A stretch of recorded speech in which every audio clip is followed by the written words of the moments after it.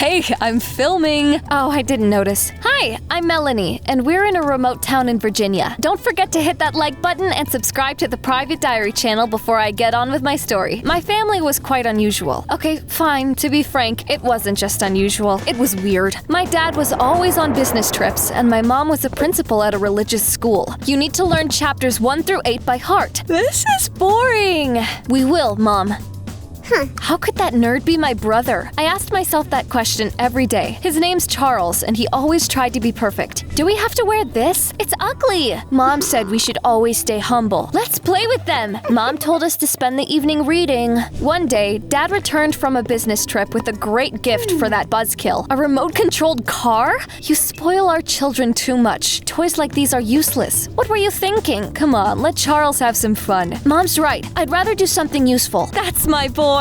Mom said she would give the toy to one of the families her charity was helping because they needed it more. Let's leave it here for now. While everyone was having dinner, I made my way to the closet and took it to my room. I wonder how it works.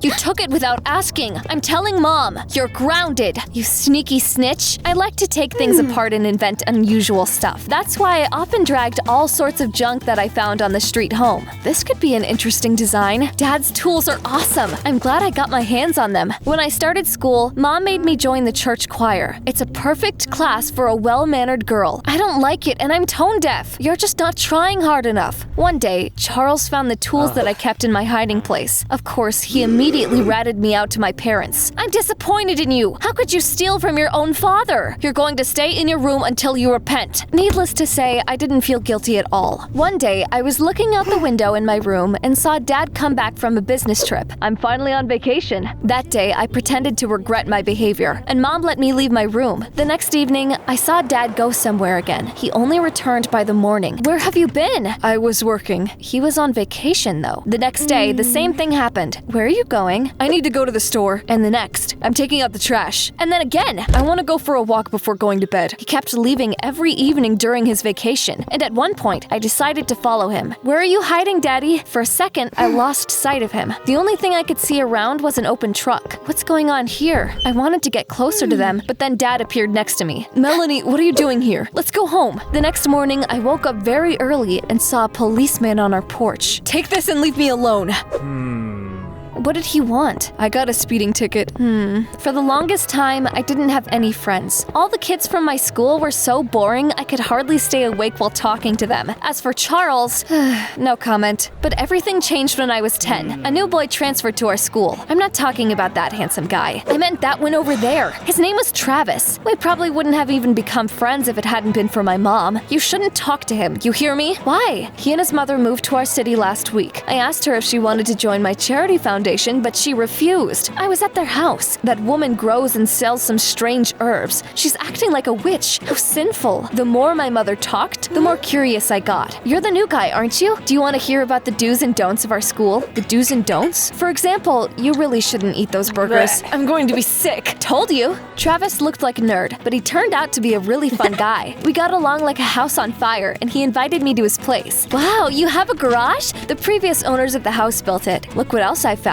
I was thrilled when I found out that Travis also liked to tinker with machines. I made you pancakes. Thanks, Ma. The taste is so unusual. I make my own spices. You know, you don't look like a witch. Actually, I'm a nutritionist, and I study alternative medicine, but I get the feeling I should keep it on the down low in this city. They had a TV and a computer at home. It was amazing. I loved visiting them. But one day, Charles followed me. I told you to stay away from those people. You're grounded. You're not leaving the house until you see the error in your ways.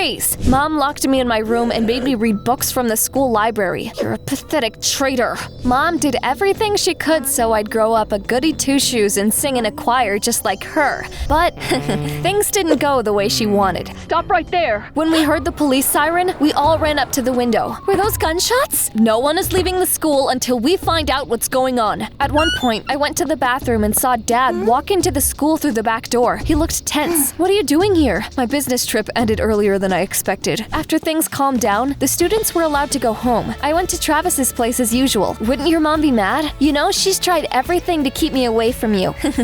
I'm more stubborn than her.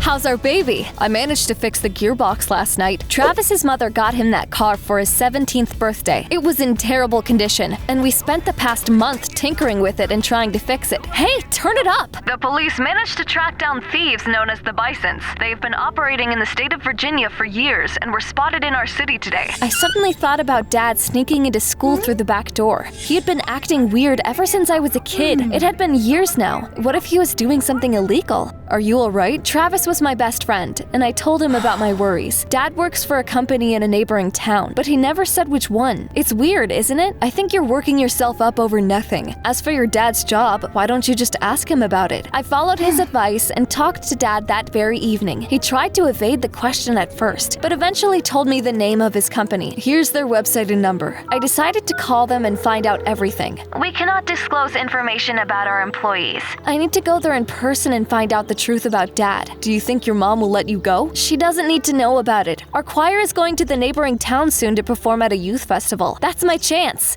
The next day, I heard Dad talking to someone on the phone, but when I got closer, he hid in a room and closed the door. Don't you know that eavesdropping is bad? Can't you see that Dad is acting suspicious? It's our sacred duty to obey our parents, not to spy on them. You're hopeless. Soon, our choir headed to the festival. Travis asked to come along. We're going to live in a campsite like the rest of the participants. Our tents are terrible. So are the blankets. Such hardships build character. Such hardships cause allergies. The next morning, Travis covered for me so I could go to Dad's company. I need to talk to my dad. His name is James Carter. We don't have any employees with that name. It was all very strange. Why had Dad lied? Back at the campsite, I ran into my mom. How could you leave without asking? I didn't give you permission. I'm not 5 years old. I don't need your permission. I noticed the other teenagers laughing at us. It was humiliating. Amanda, look at those losers. They look like beggars. I could teach them a thing or two about style, but I'm afraid they don't have enough money for new clothes. Deep down, I envied Amanda. She looked cool, but that didn't give her the right to laugh at us. The audience barely clapped at our choir performance. But when those girls came on stage and started to dance, everyone burst into applause. All the boys were drooling over Amanda. Are you serious? What, you have a crush on her too? No, that's not it. I liked someone else for a long time now. Oh, I've never noticed. Who is she? It doesn't matter. The next day, we came home, and I asked Travis to help me keep an eye on Dad. I saw him in town today. He was arguing with someone over the phone. He told me he was going to work. Dad often locked himself in the bathroom to talk to someone. He also kept going on those business trips of his. One day, I was walking through the city when I saw Amanda. I wonder what she's doing in our neck of the woods. I would have forgotten about her, but we ran into each other again. Is that Amanda? Look, at the school gates. It seems like it. I noticed her a few more times after that. She seemed to be watching me. I even tried to talk to her once, but Amanda quickly left. When I came home that day, I saw Dad coming out of the basement. What were you doing there? Grabbing something to eat. Why is that not allowed? This morning, the Bisons robbed the central bank. They stole a significant sum of money. Our world is so full of sinners. After everyone had fallen asleep, I decided to go down to the basement. I guess I'm being paranoid. What was I expecting to find here? I was about to leave when I noticed a bag lying in the corner of the room.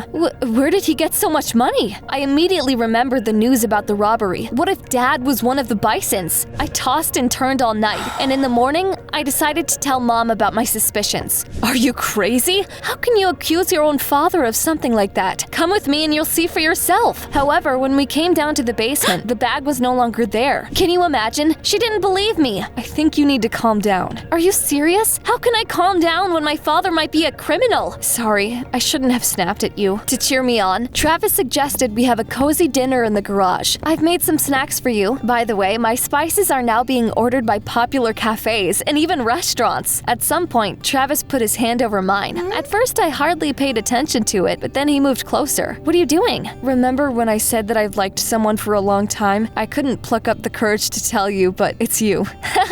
Very funny. Consider me pranked.